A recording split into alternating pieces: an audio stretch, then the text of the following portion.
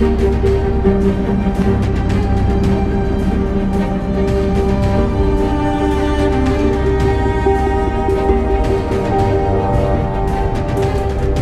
Anies Sandi belum patah arang. Usai permohonannya kepada Kementerian Agraria dan Tata Ruang atau Badan Pertanahan Nasional bertepuk sebelah tangan, Anies Sandi bergegas mengambil ancang-ancang. Pemerintah Provinsi DKI bahkan mengaku siap menghadapi segala konsekuensi hukum yang timbul dari rencana penghentian reklamasi secara sepihak itu. Kita tentu akan patuh dengan hukum.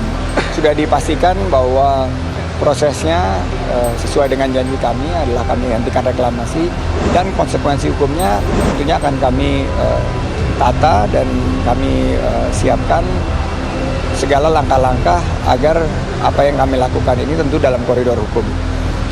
Ada kesalahan dalam pengajuan HGB tersebut dan ini sudah lama dipetakan. Alhamdulillah kami kemarin sudah bersurat dan berproses. Apapun yang menjadi konsekuensi itu tentunya kami siap menghadapi. Dan sebagai institusi pemerintah, institusi negara, kami nggak boleh kalah sama pengembang.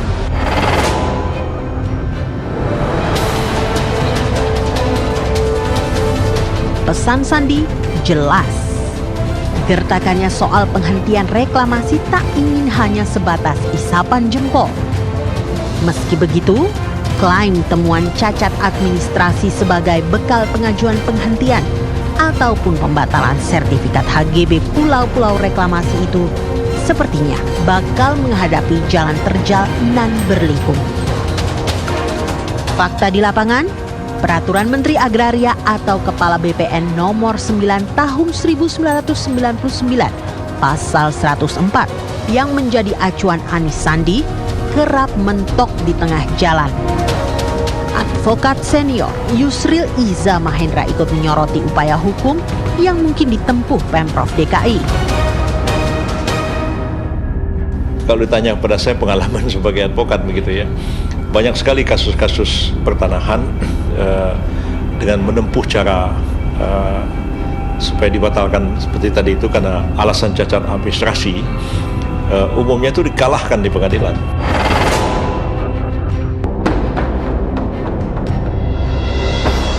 Sulit dipungkiri, bila dibalik upaya Anies Sandi yang getol memperkarakan HGB Pulau Reklamasi itu bebas dari muatan politik.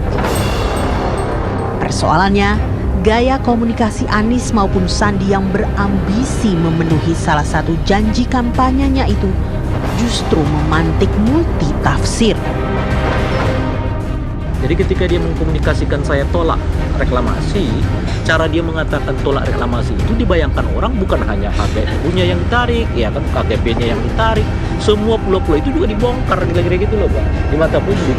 Nah sekarang itu yang saya sebut tadi, Anies termakan janji sendiri, cara mengkomunikasikannya terlalu tinggi, di mata publik perspektifnya lain, sementara kemampuan dia mengubahnya bukan hanya 8, tapi cuma 5. Kalau saya dengar apa yang diucapkan Pak Sandiaga Uno, Wagub DKI, mau dibatalkan reklamasi, Pemda DKI siap mengembalikan uang. Ini apanya? Reklamasinya mau dibatalkan atau HGB-nya mau dibatalkan? Kalau reklamasinya, ya kan ada perjanjian antara Pemda DKI dengan pengembang. Biaya reklamasinya berapa triliun, segala macam, berapa lama pengerjaannya. Kalau itu mau dibatalkan, ya saya mudah membatalkan itu.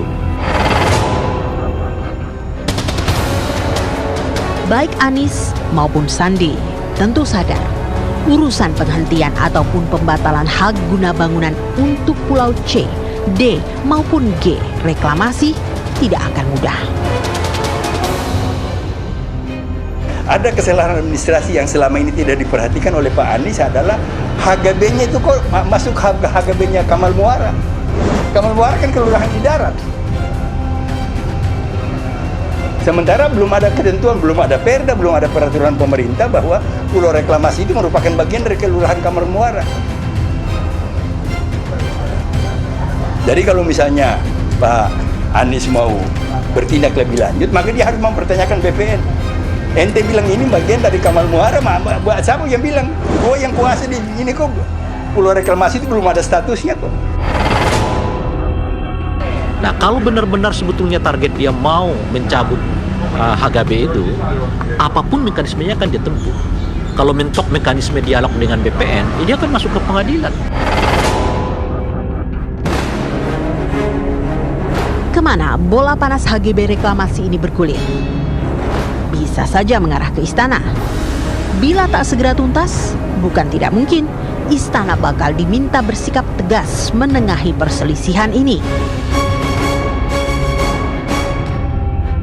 Masalah reklamasi ini tidak berdiri sendiri, tidak hanya merupakan bagian dari tugas dan kewenangan pemerintah DKI Jakarta, tapi juga merupakan tugas dan bagian kewenangan pemerintah pusat. Nah, di sini kan hubungannya harus kita lihat. Kita lihatnya harus di situ. Nah, yaitu bagaimana hubungan timbal balik antara pemerintah daerah sebagai bawahan dari pemerintah pusat dalam konteks. Nah, masalah ini bisa kita cari jalan keluarnya adalah setelah mendengar sikap Presiden Jokowi terhadap ini apa.